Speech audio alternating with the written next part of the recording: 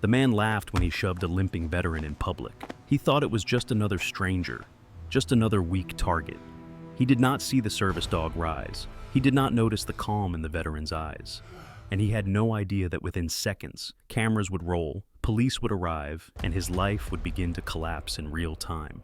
What happened next was not revenge. It was instant regret. If you believe justice still shows up when it matters, share this story. Comment below with your thoughts, and subscribe to the channel for more powerful stories. May God bless you and keep you safe. The heat in the line. The Phoenix afternoon pressed down with dry, punishing heat, the kind that made asphalt shimmer and tempers rise without warning. Jack Turner stood in line at an outdoor ATM near a grocery store, the sun burning the back of his neck. He shifted his weight carefully, mindful of the dull ache that lived permanently in his left leg. The limp was slight but real, a reminder that never fully faded. At his side sat Ranger. The German Shepherd was 5 years old, black and tan, broad-chested and still as carved stone. A black harness wrapped his torso, the white lettering clear and unmistakable. Service dog, do not pet. Ranger's ears were alert, his eyes calm. He did not scan wildly. He did not fidget. He simply watched. Jack wore his usual red-black flannel shirt, sleeves rolled to the forearms, faded jeans, and scuffed brown boots.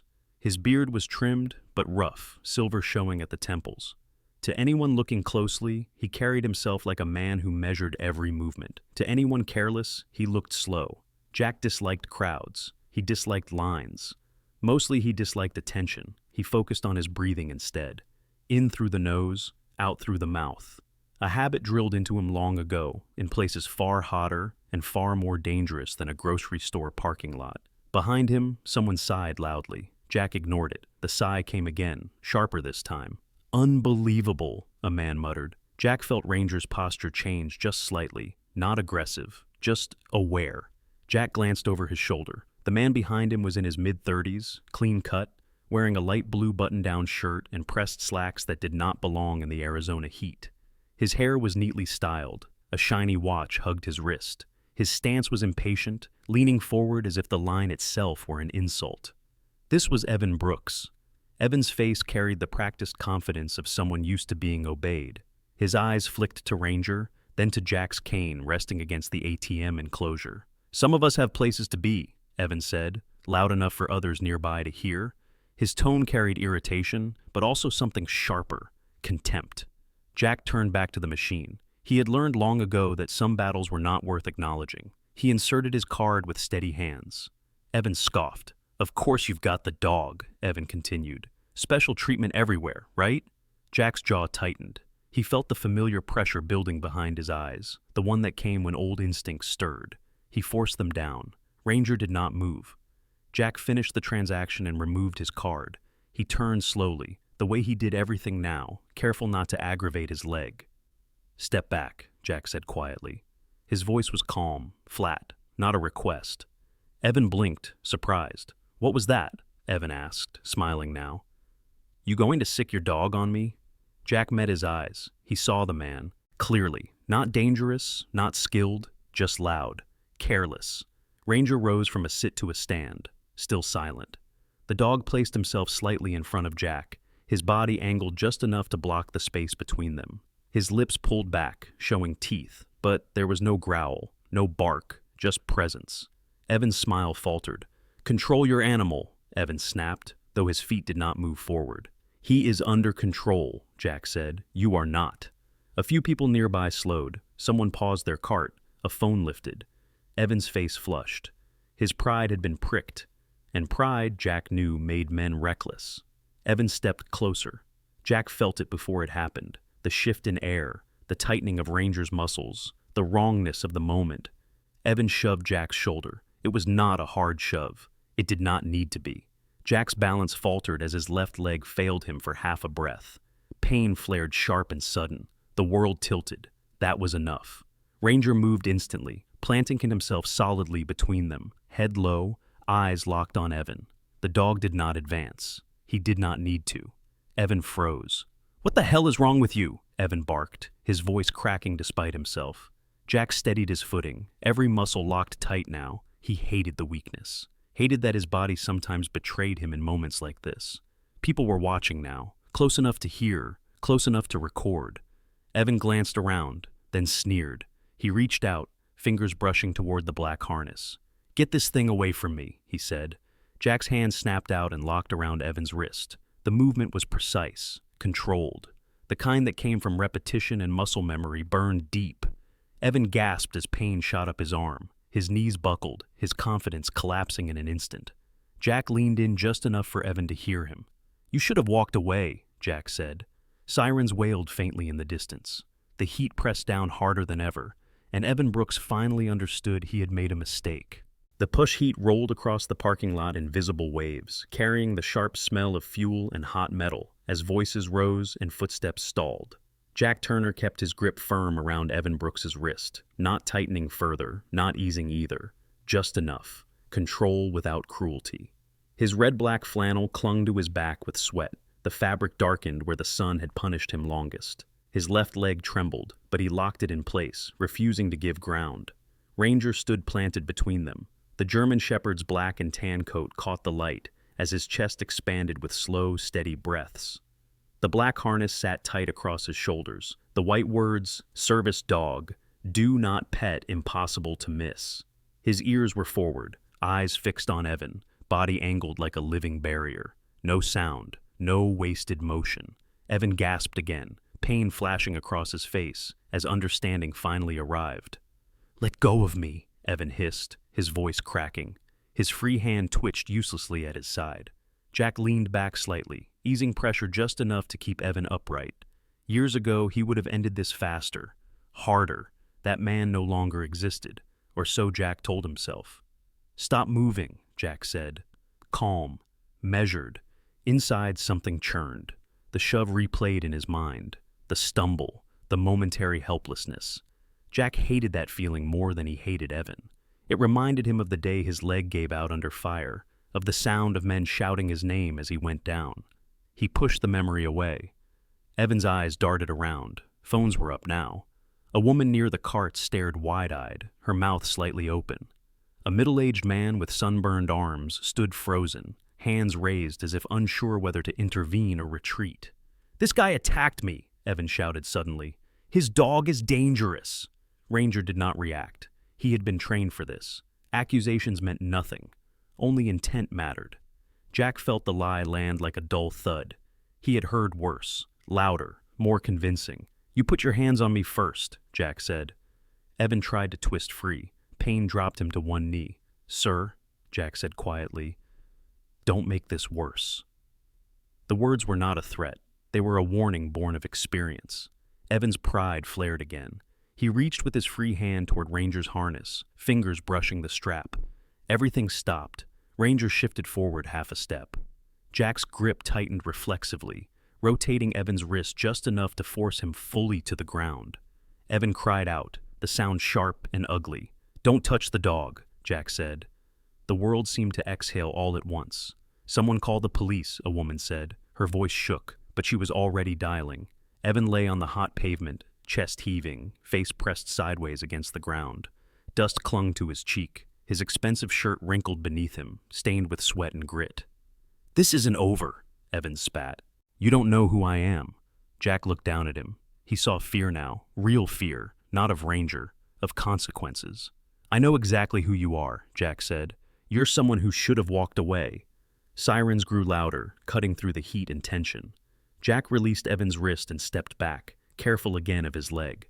Ranger immediately moved closer to Jack's side, sitting, when Jack gave a subtle hand signal. Perfect obedience, perfect timing. Jack felt the eyes on him. He straightened his shoulders, ignoring the ache spreading up from his knee. He had learned long ago that standing tall mattered, even when your body protested. Two security guards from the store approached hesitantly. Both were younger men, broad but uncertain, glancing repeatedly at Ranger. "Sir," one said, trying to sound authoritative, "we need everyone to stay calm." Jack nodded once. "I'm calm." Evan struggled to sit up, clutching his wrist. His confidence had drained away, replaced by anger edged with panic. "This guy attacked me," Evan repeated. "He's unstable." Jack said nothing. The sirens arrived moments later. A patrol car pulled into the lot, lights flashing blue and red against the pale concrete. Another followed close behind. An officer stepped out. He was in his mid-40s, solid build, sun-creased face. His eyes moved quickly, taking in Ranger, the cane near the ATM, Evan on the ground. "I'm Officer Martinez," he said. His voice was steady. "What happened here?" People spoke at once. "He shoved him. That dog never moved. He tried to grab the service dog." Officer Martinez raised a hand. Silence fell.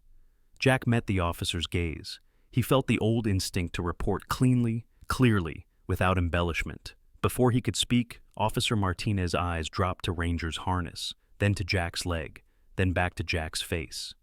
"Sir," the officer asked, "were you in the military?" Jack hesitated for half a second. "Yes," he said. Something shifted. Evan saw it too, and for the first time since he opened his mouth in line, doubt crept into his expression.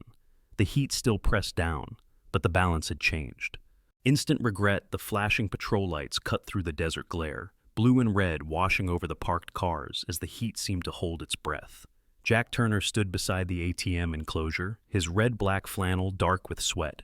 Ranger seated at his left like a statue carved from muscle and discipline. The German Shepherd's black harness caught the light.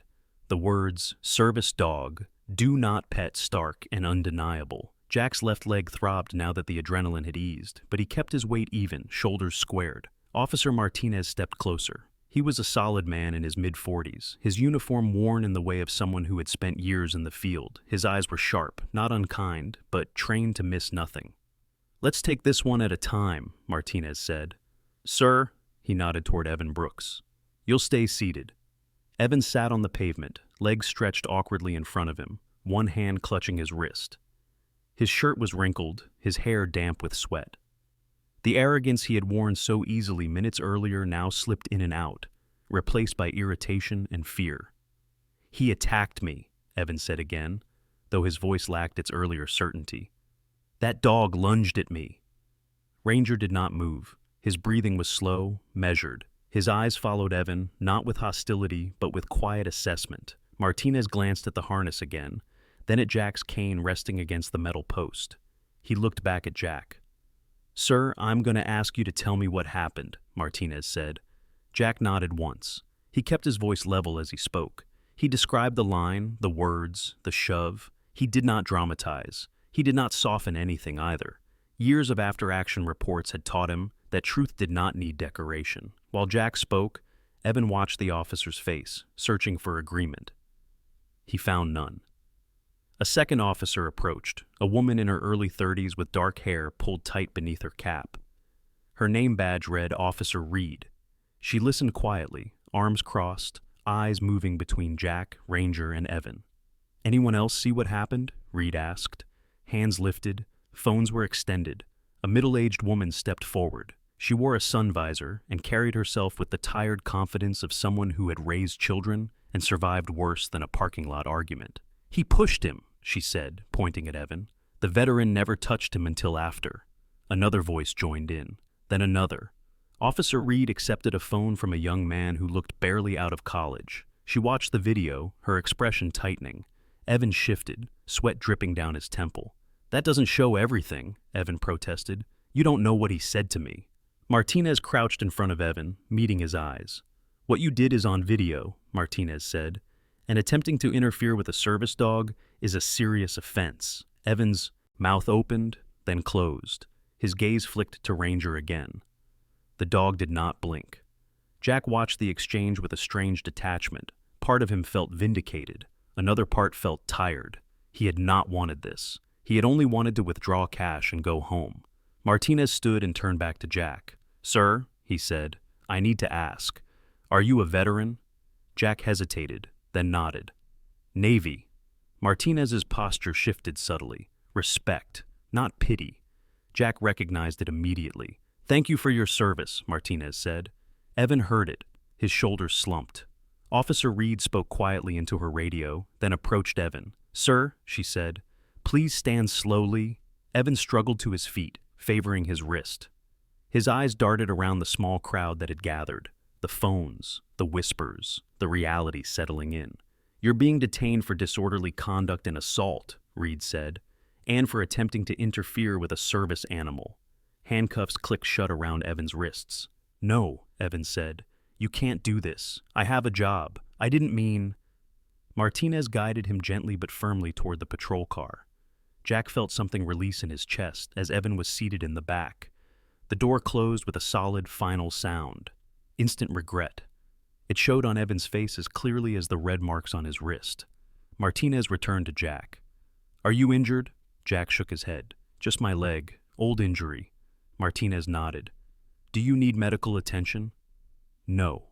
Ranger leaned lightly against Jack's leg, grounding him.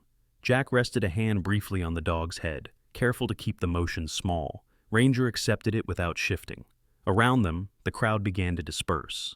Conversations murmured. A few people nodded at Jack as they passed. One older man paused and offered a quiet salute before walking on. Jack did not return it. He simply stood. Martinez handed Jack a card. "If you need anything, my number's on there." Jack accepted it. "Thank you."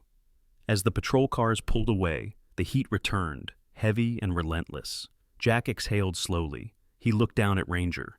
"Let's go," he said. Ranger rose instantly, ready.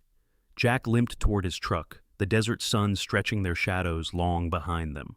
Consequences at evening settled over Phoenix with a dry, fading heat. The sky washed pale orange as the desert finally loosened its grip.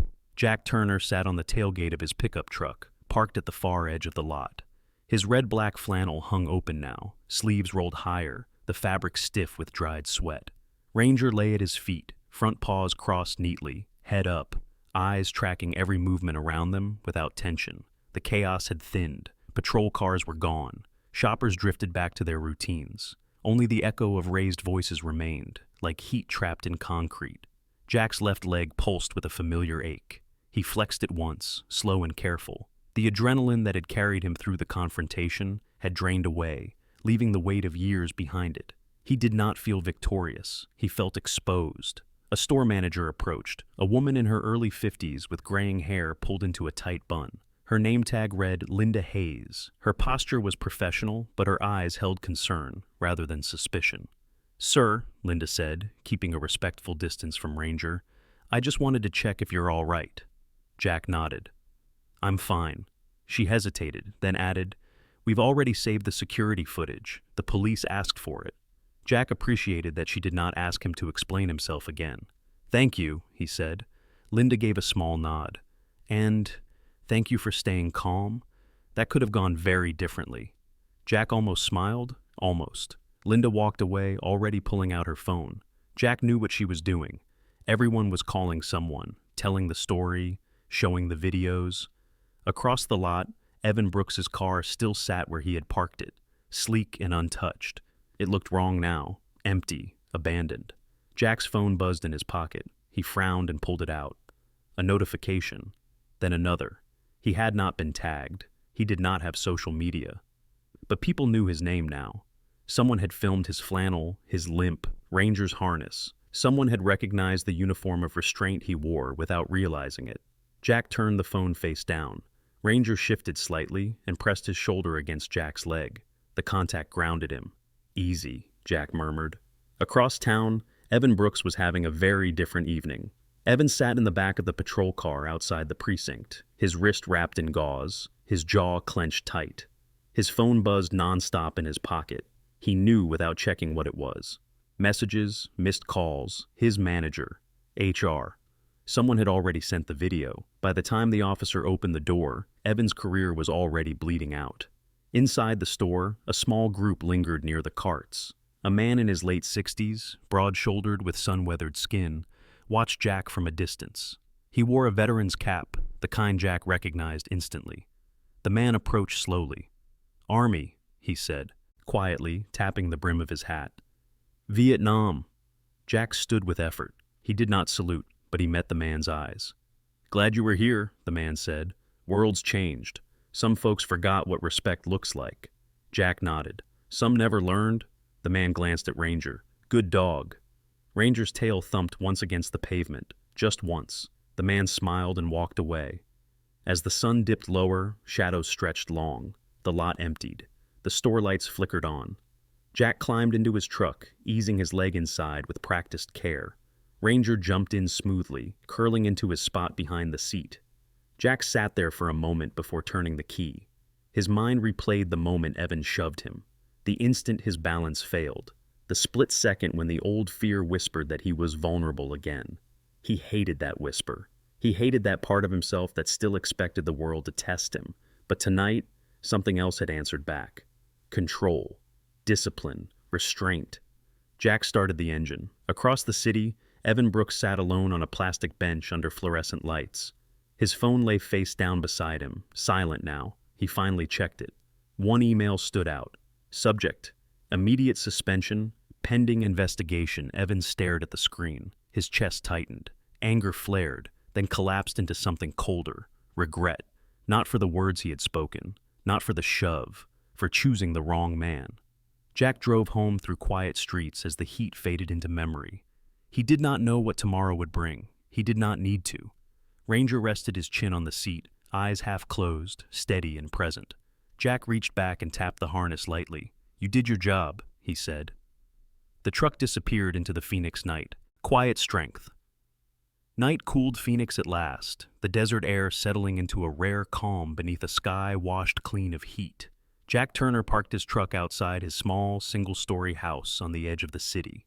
The place was modest, beige stucco with a low roof, and a gravel yard that never needed mowing. A porch light clicked on automatically as he stepped out, his red-black flannel catching the soft glow. Ranger jumped down beside him, landing with quiet confidence. The German Shepherd shook once, then stood alert, the black harness still snug against his frame, the white letters, "Service Dog," "Do Not Pet" faint but visible in the porch light. Jack paused before walking inside. This was the moment the noise usually returned. The echoes, the second-guessing, the question of whether he had done the right thing or simply the necessary one. He rested his weight carefully on his good leg and leaned a hand against the truck for balance. The limp felt heavier tonight, as it always did after stress. Pain had a way of reminding him that some injuries never truly healed. Ranger sat without command. Jack looked down at him. "You good?" Jack asked quietly. Ranger's ears flicked. His tail tapped the gravel once. Enough. Inside, the house was cool and dim. Jack set his keys down slowly, every movement deliberate. Ranger moved through the rooms ahead of him, checking corners out of habit more than necessity. When he finished, he returned and lay near the couch, positioning himself where he could see both the front door and Jack. Jack lowered himself onto the couch with a controlled exhale. His leg protested, sharp and insistent, but he welcomed the sensation. Pain meant he was present, grounded. He stared at the blank television screen. The image of Evan Brooks flashed uninvited across his mind. The shove, the disbelief, the collapse of bravado when consequences arrived faster than excuses. Jack did not feel satisfaction. He felt something closer to closure. For years after leaving the teams, Jack had avoided situations like this. He had learned that the world did not want controlled strength. It wanted silence or spectacle. There was no place in between. Tonight had forced him into that space anyway. He closed his eyes. He thought about how close he had come to losing control, how easy it would have been to hurt Evan badly, permanently. The knowledge unsettled him. It always did. Ranger shifted and rested his head against Jack's knee, gentle despite the ache. Jack placed his hand on the dog's head, fingers brushing the fur slowly. Ranger did not lean in. He simply accepted the contact. "Didn't train you to be a weapon," Jack murmured. "Trained you to be a shield." Ranger breathed out, long and steady. Jack reached for his phone, hesitated, then checked it. A voicemail notification blinked at the top of the screen. Unknown number. He listened. A male voice, older, measured.